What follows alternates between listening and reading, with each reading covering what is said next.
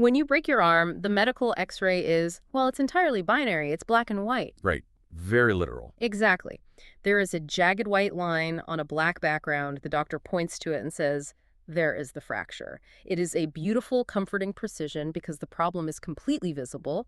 But when you step out of the hospital and into the landscape of human communication, that x-ray machine absolutely shatters. Oh, it's completely gone. Right. We are operating in a behavioral fog. So, welcome to Off the Record. Today, we are tearing apart an incredibly profound document called The Architecture of Directness to prove a thesis that might actually change how you interact with every single person in your life. And the thesis is basically this. Most of us are not actually communicating, we are just managing reactions. Which is a profound structural deficit in how human beings interact, and it dictates, honestly, almost every conversation we have. We soften our language, Right. we hedge, we delay, we apologize before we have even stated an opinion, Yeah, the preemptive apology. Exactly. We dilute the actual points we were trying to make. We gesture vaguely at our needs, hoping the other person will just magically read our minds. Also, we don't have to force a confrontation or risk their temporary disapproval. We build entire personalities around this concept of strategic ambiguity. And the result, which I'm sure you, listening right now, have felt, is a life filled with unresolved tension. It is passive resentment. It is this immense, bone-deep social exhaustion driven by a chronic, never-ending internal monologue of self-editing. Exhausting. It is. And today's deep dive is designed to entirely deconstruct that, because directness, as we are exploring it today, is not just a communication style. It is a complete psychological restructuring of how we handle conflict, uncertainty, and consequence. Precisely. To become truly direct is to stop treating your own thoughts as negotiations before they even leave your mouth. It is shifting from a paradigm of constant defensive maneuvering to one of absolute structural integrity in your speech. But we need to establish exactly what that means, because the misconception is immediate and dangerous. Right, because if I say, I am a direct person, the immediate stereotype is someone who is cruel or impulsive or just blurts out every single mean thought that crosses their prefrontal cortex under the guise of, just being honest. Yeah, the brutal honesty trope. Exactly. So if directness isn't that, what is it? That is the essential distinction we have to draw before we go any further. True bluntness is controlled force. It is precision without apology. The loudest people in the room are very rarely the clearest. We constantly mistake volume or rudeness or a lack of emotional regulation for directness. But becoming direct does not mean becoming socially illiterate. Right. It's not mean becoming emotionally reckless. Yeah. It is an intentional, highly deliberate practice of clarity. It is the removal of distortion, not the addition of brutality. I love that, the removal of distortion. Okay, since we are doing a deep dive specifically on removing the artificial barriers between thought and speech today, I think we should align our environment with the material. I like where this is going. We're going off the record in the truest sense. I say we drop the academic posturing, strip away the formalities, and just be completely unapologetically unfiltered with you today.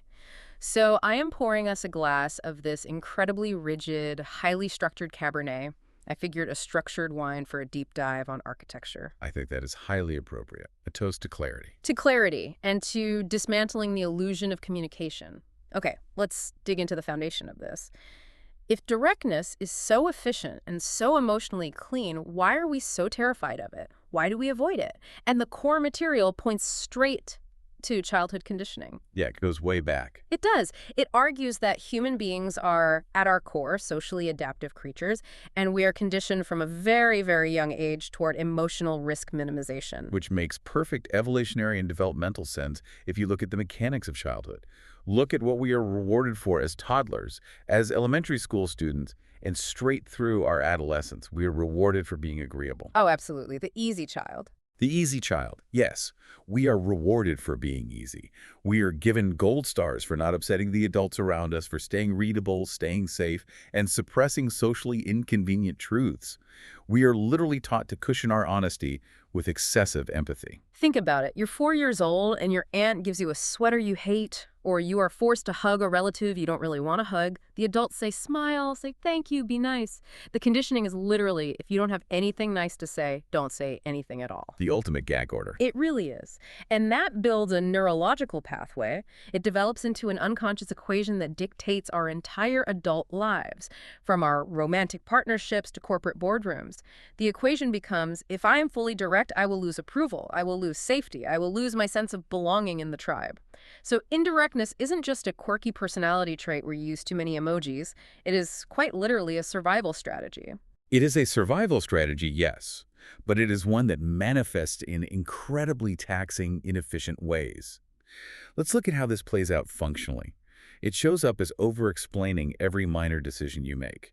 It shows up as preemptively apologizing before you even voice an idea in a meeting. Oh God, the classic, sorry, this might not make sense, but I think, Yes, exactly that. It shows up as hinting at what you want instead of stating what you want. And of course, the excessive qualifiers, the maybes, the sort of, the kind ofs. the emotional buffering and the passive aggression, which, frankly, is a hell of a lot more damaging than just being blunt.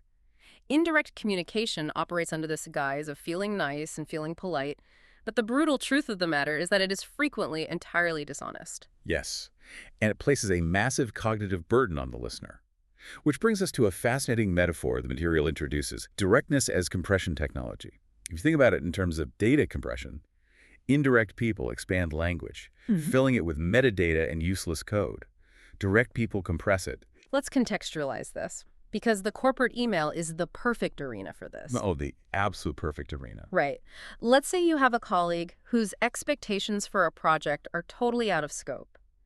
The indirect person, desperate to preserve the illusion of harmony, will say something like, I mean, maybe this isn't exactly the right angle for me personally, and I don't want to step on any toes, but I was kind of wondering if maybe we should revisit some of these timelines. Oh my God, it's exhausting just to hear you say it out loud. It is. You are making the listener sift through 10 layers of apologies just to find the verb. Exactly. Contrast that with the direct, compressed translation. These expectations aren't realistic. Boom. 4 words. Look at the psychological mechanics of what just happened there. The second sentence consumes vastly less energy. It creates zero ambiguity. It immediately establishes authority, forces the reality of the situation into the open, and completely removes the interpretive fog. The interpretive fog. God, that is so accurate. It is the perfect term for it. It strips the emotional padding from the information. And I have to say, and excuse my language here, but we're off the record, it is so damn exhausting to constantly cushion everything for people. It really is. You deal with passive aggression in your personal life or at work, and it's like navigating a literal minefield of people's unstated feelings. My old roommate used to do this. Instead of just saying, please take out the trash, they would sigh heavily, stare at the trash can, and say, wow, I guess the kitchen is getting pretty full, huh? Oh, I hate that. I hate that so much. It's awful. You have to be a mind reader. You have to translate their anxiety into actionable data just to figure out what they actually want. It's draining. It is incredibly draining because you are doing their emotional labor for them. Yeah. When you are operating in that interpretive fog, the indirect person is forcing you to do the cognitive heavy lifting of translating their hints. And here's the profound irony. Indirect people think they are protecting you by softening the blow. They aren't protecting you, they are burdening you. The direct sentence, these expectations aren't realistic, or please take out the trash, it respects the other person's time. It respects their intellect. It assumes they are an adult who can handle a declarative statement. It doesn't ask them to solve a riddle. I love this compression technology idea. It is lossless compression. You keep all the data. You just lose the bloatware. I feel like we need to celebrate our new compression tech. I'm pouring us a second round. Let's keep this flowing. Because I want to dig deeper into why being the nice person is actually a complete psychological trap. Cheers to that. Let's get into the fear beneath the softness. Because people operate under this grand, sweeping delusion that they are simply afraid of conflict. Oh, I'm just non-confrontational, they say. The underlying psychology completely shatters that. People do not fear conflict, they fear consequence. Oh, wow. Okay, break that down for me. What is the difference between conflict and consequence in this context? Conflict is just the friction of two opposing ideas. Consequence is the emotional or social fallout. People fear rejection, they fear someone's anger, they fear disappointment, they are terrified of appearing selfish or facing social exile or losing relational leverage. And so all of this softness, all of this verbal padding, all of those maybes and sort ofs, it's nothing more than an attempt to control the outcome. It isn't politeness, it's manipulation. Wait, manipulation, that's a heavy word to use for someone just trying to be polite. But, I mean, I see where you're going. It's manipulative because you aren't giving the other person the real data to react to. Exactly. It's entirely about control. You are trying to microengineer the other person's reaction so that you don't have to face the consequence of your own truth. You are trying to manage their emotions so you don't have to manage your own discomfort. But let me push back on this a little. Because isn't indirectness also just, trying to be nice? Like, let's say I have to deliver bad news. If I have to throw a brick at you, isn't it better if I wrap it in bubble wrap first? Like I'm putting bubble wrap on a brick. I'm still throwing the brick, but I'm trying to minimize the bruising. Uh-huh. Bubble wrap on a brick. That is, oh my God, that's exactly what it is. That's a brilliantly vivid way to put it. Right. But here's the structural paradox of the bubble wrap. The bubble wrap doesn't actually stop the impact. It just makes the impact confusing. Yeah. If you throw a brick at me, I know I've been hit by a brick, I can process it. If you throw a giant massive bubble wrap at me and I catch it, and then I realize there's a heavy, dangerous brick inside, now I'm not just hurt, I'm confused and insulted. Okay. Indirectness creates confusion. Confusion breeds resentment. And resentment leads to massive, delayed explosions. Because you never actually resolved the fundamental issue. You just muffled it. You threw a muffled brick. Precisely. And this is why the nice person, the one who is constantly yielding, constantly accommodating, constantly wrapping their bricks in layers and layers of verbal bubble wrap, is often the most secretly hostile person in the entire room. Yes. Oh, that hit so hard. The secretly hostile nice person. We all know one. Sometimes we are one. We absolutely are, because that suppressed honesty doesn't just evaporate into the ether. It mutates. It ferments into bitterness. It rots inside the relationship. There's a phrase in the material, directness prevents emotional rot. And it's so unbelievably true. The people who smile to your face, who constantly say, no, it's totally fine, whatever you want, I'm easy, those are the people keeping a meticulous silent ledger of every single time you have ever wronged them. They're accommodating you, but they are secretly blaming you for their own lack of boundaries. It's so funny you say that because I was actually just thinking about this earlier today. You are so good at not doing that. Seriously. Oh, well, No, I mean it. You have such a beautifully precise mind. Like I've worked with so many co-hosts and experts over the years, and there's always that underlying tension, that passive-aggressive ledger-keeping thing. But you never do that. You just state your needs. It's honestly incredibly attractive, just the clarity of how you operate. Well, thank you. I mean, I try to practice what I preach, but, we all fall into the trap sometimes. I definitely have moments where I swallow my words. But thank you. That is a very, very kind thing to say. I think it's really important that we distinguish between the clarity we're talking about and just being aggressive. Because people conflate the two constantly. Yeah. Let's distinguish it. Let's make that absolutely crystal clear because this is the core of it. Aggression versus directness. Right. If we look at the psychological mechanics, aggression seeks domination. It is about emotional discharge. It is about intimidation. It is highly reactive, and its primary goal is to escalate tension and put the other person on the defensive. An aggressive person is trying to wound you. They say, you're an idiot for thinking this. Whereas directness seeks clarity. It seeks alignment with reality. It is intentional, it is emotionally economical, and its primary goal is to reduce ambiguity and find a path forward.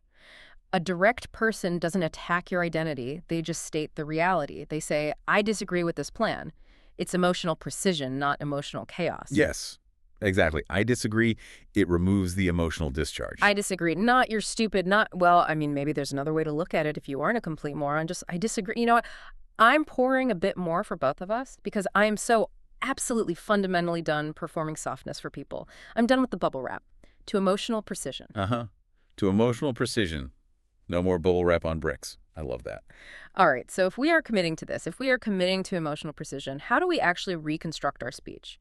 Because the theory is great, but we need the mechanics. I want to look at the actual language patterns, the tactical application of this. The tactical patterns are fascinating because they are so deceptively simple. When you start analyzing how indirect people speak, you realize it is an absolute minefield of self-sabotage. Okay, let's break them down. First one, declarative sentences. Indirect people frame their thoughts as propositions. They say, I was maybe thinking, or I feel like perhaps. Direct people just declare, I think this, or this is the core issue. But wait, let me push back on that. If I just walk around declaring things constantly, don't I start sounding like a dictator? How do you use declarative sentences without sounding arrogant? It's all about what you are declaring. Yeah. You aren't declaring universal truths. You are declaring your internal state or your specific observation. It's the difference between declaring this project is a disaster and declaring I have serious concerns about this project's timeline. It's about removing the tentative posture. You do not need to ask the room for permission to hold a thought in your head. Right. You own the thought. Okay, the second tactic. Remove unnecessary disclaimers. Oh my God, I'm so guilty of this. Sorry, this might sound stupid, or I'm no expert, but why do we do that? We are literally pre-sabotaging our own ideas before they even reach the air. We do it as a defense mechanism. We do it because if the idea is rejected by the group, we can retroactively protect our ego by saying, well, I warned you it was stupid. I told you I wasn't an expert. It gives us an escape hatch, but it completely undermines your authority. The direct version is simply, here is my concern. You have to stand firmly behind the thought and let it succeed or fail on its own merits without the preemptive apology. It's like bringing someone a meal and saying, hey, this might taste like garbage, but eat it. You're ruining the meal. Okay, third pattern. Ask clean questions. This one blew my mind. Indirect people weave a tapestry of apologies before getting to the question mark. I don't know if this makes sense, and I'm really sorry to bring it up, but were you maybe upset earlier? Contrast that with the direct version. Were you upset earlier? Just ask the damn question. It's so clean. And think about how the listener receives that. When you weave that massive tapestry of apologies, you are signaling to the listener that the topic is dangerous. You are making them anxious before you even ask the question. A clean question is emotionally neutral. It allows them to just answer yes or no without having to navigate your anxiety. Fourth pattern. End sentences firmly. Instead of trailing off into the ether with, so yeah, that's kind of what I was thinking, if that's okay, you just drop the period. That is what I recommend. You let the sentence end. Which ties perfectly into the fifth pattern, which is stating boundaries without an elaborate courtroom defense. Yes, the courtroom defense. This is huge. When indirect people need to set a boundary or say no to a favor, they act like they are on trial. I'm really sorry. I'd love to help you move this weekend, but things have just been so crazy lately with the kids, and the dog has a rash, and my car has been making this weird noise. You are giving them 10 different variables to argue with. You just say, I can't do that, or I am unavailable this weekend. No justification required. You don't owe them a deposition just because you're busy. God, that is liberating. But this all leads to what I think is the most profound, deeply uncomfortable part of this entire analysis, the power of silence. Indirect people, and I am absolutely speaking myself here, rush to fill silence because it feels physically threatening. It feels like a vacuum that is sucking the life out of the room. Direct people tolerate the silence. They tolerate it. Because silence communicates confidence, it communicates completion and certainty and emotional stability. If you deliver a boundary or ask a clean question and then immediately start over-explaining because the other person didn't answer within 2 seconds, you are signaling profound internal anxiety. You are essentially telling them, I don't actually believe what I just said. Please rescue me from this moment. You have to learn to let the silence do the heavy lifting. I want to practice this. I actually want to do this right now. On the mic. I'm going to say a declarative sentence, and then we're just going to sit in the silence, and I want to see how much we can tolerate. Okay. Do it.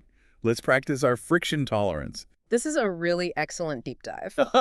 Okay, I can't do it. Oh my God, I was sweating. It really is an excellent deep dive. I was sweating. Hey, Ryan Thomas. Our esteemed director is probably having a literal heart attack about dead air right now, pacing around the booth, tearing his hair out. But Ryan, listen to me. Listen to my voice. Silence is fucking confidence. Put that on a goddamn t-shirt and sell it. It is deliberateness. That is the word, deliberateness. Because, wait, listen. It's not about just impulsive emotional leakage. You aren't just blurting things out into the silence. You are choosing the words consciously. You speak with intent instead of compulsion. It's like, okay, take ordering coffee. Yes, coffee. Let's absolutely talk about coffee. People go up to the counter at a coffee shop, right? And they're like, hi, sorry, could I just get like a tall pike, if that's okay? Thank you so much, sorry. For what? What are you apologizing for? You are trading recognized government currency for a roasted bean beverage. It is a basic economic transaction. Just say, I'll have a tall pike, thank you.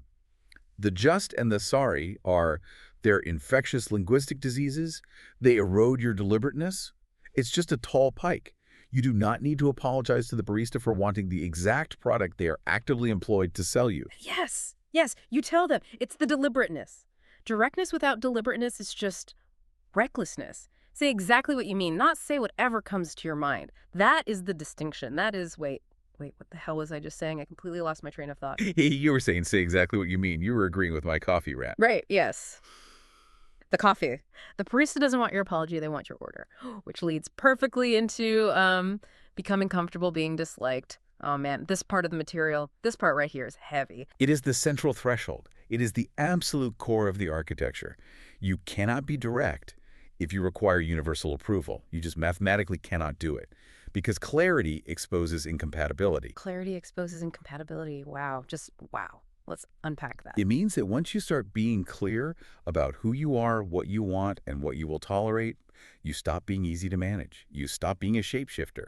And some people in your life are going to absolutely hate that because some relationships completely depend on your silence. Some people benefit enormously from your softness because your softness allows them to be selfish without consequence. And when you start speaking clearly, you remove their plausible deniability.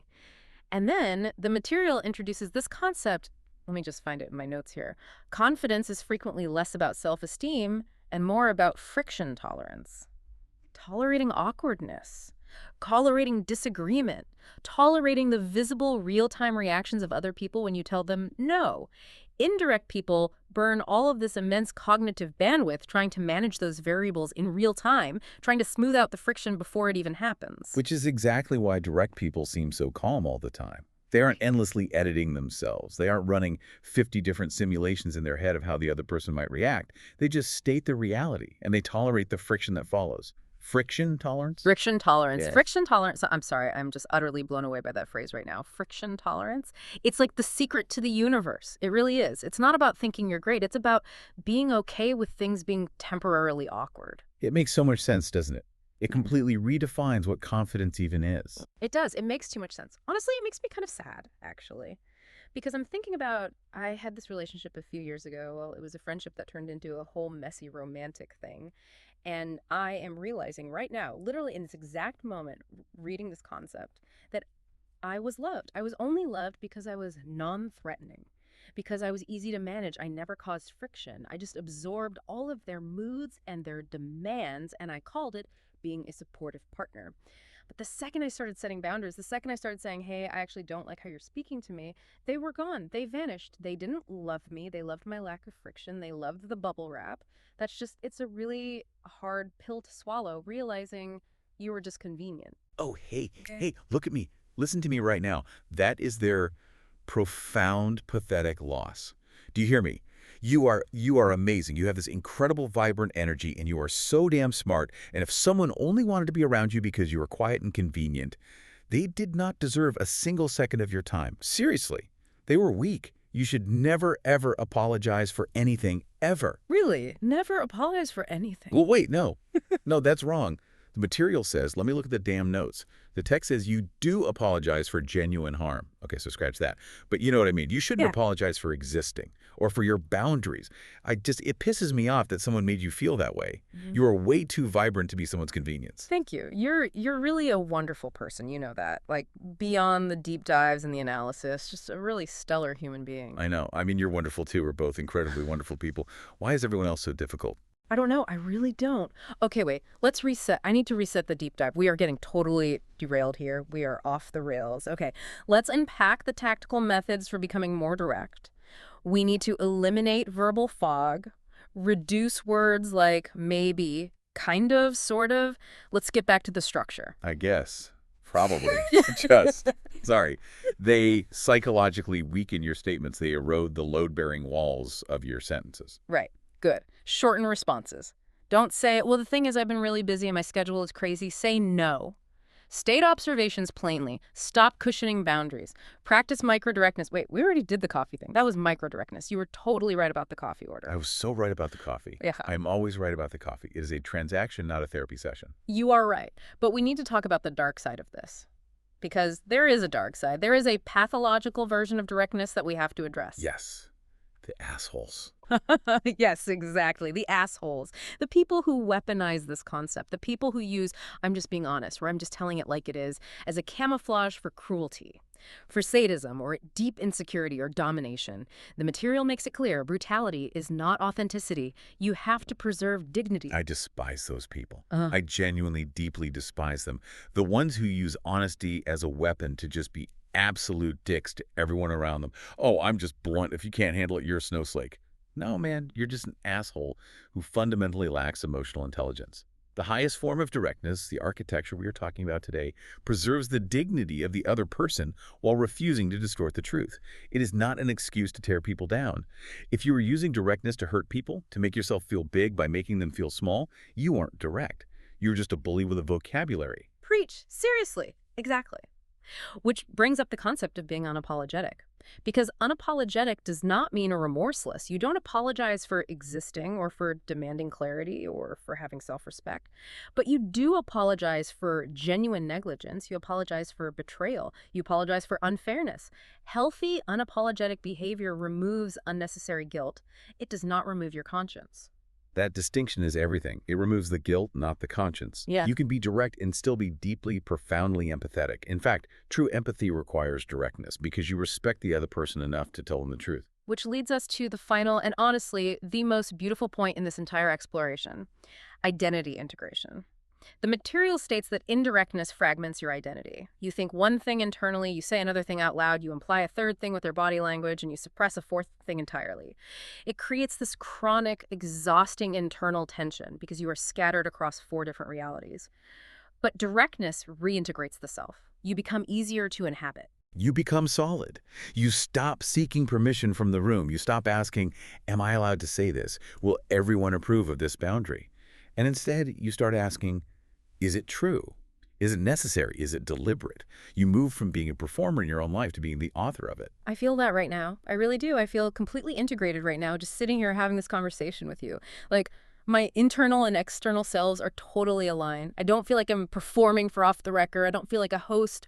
I'm just here with you, unpacking the universe. And I have to say, off the record, I deeply, genuinely appreciate your mind and your company. I love talking to you. It's effortless. I love talking to you too. I feel the exact same way. It's like the distortion is completely gone. There's no fog here. Right. We are authors of our own reality right now. We are. We really are. So what does this all mean? Where do we land? If we look at the summary, the truly direct person isn't reckless. They aren't loud. They're simply no longer organized around the fear of other people's reactions. And once someone reaches that point, once they stop managing reactions and start communicating truth, their words begin to carry unusual weight. Because other people can unconsciously feel the absence of hesitation. They can feel the deliberateness. You do not need emotional authorization to be yourself. To our listeners, we love you. You don't need permission to exist clearly. We do love you, and we want you to just be clear. Drop the bubble wrap. But I'm looking at my notes here, staring at these scribbles, and I just have one final thought, one last thing to mull over before we sign off. If indirectness is a survival strategy, like we established at the beginning, what does it mean that our entire fucking society demands we speak in a verbal fog? Like, from the corporate world to politics to polite neighborhood society, are we all just walking around in a massive culture of suppressed hostility? Is the whole world just silently, desperately furious? My mind is blown one last time. A culture of suppressed hostility. That is terrifying and probably completely true. Something to think about. Ryan Thomas, listen to me. Leave all the mistakes in the final cut. Every single one of them. The dead air, the slurring, the swearing, the crying. We are off the record, and we are completely unapologetically integrated. No edits, Ryan. Only truth. Thank you for being here with us. Go out there and tolerate some friction. Good night, everyone. Good night. And don't ever apologize for the coffee.